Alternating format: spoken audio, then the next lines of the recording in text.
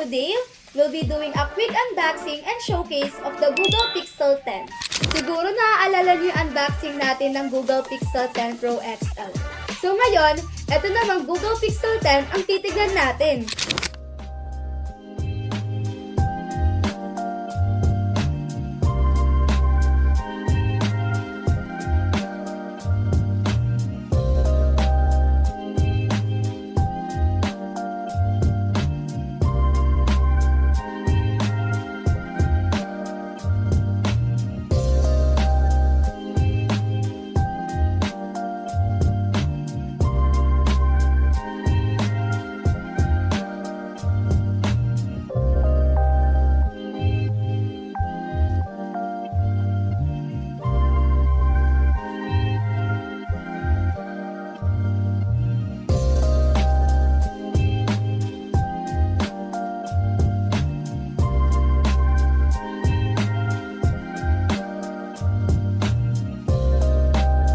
Halos kaparehas rin po ng Pixel 10 Pro XL ang laman ng ating box ngayon. Andito yung actual na Pixel 10 phone at yung USB-C cable natin.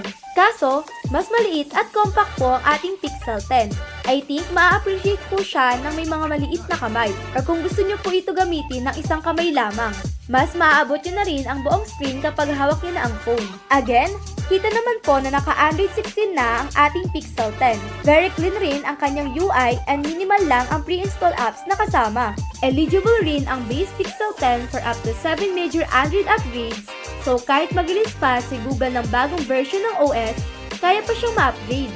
Ang Pixel 10 po natin ay naka-OLED display na may HDR10 Plus support na pwede nyo magamit for Netflix, YouTube, and even sa Google Photos app.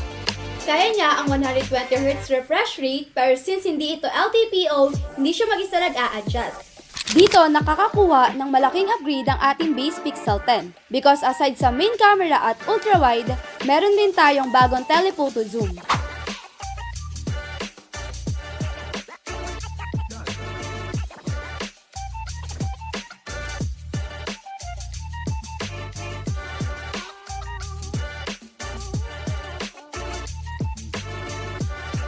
And eto pang results ng aming short camera testing.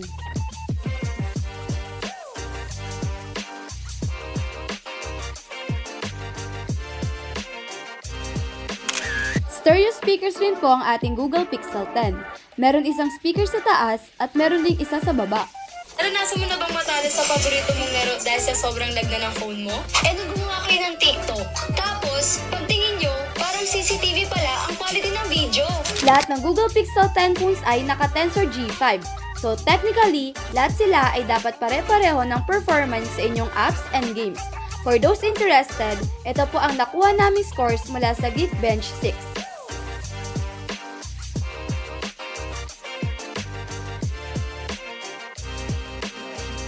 Sa day-to-day apps, streaming, and games po namin, no issues naman siya with performance.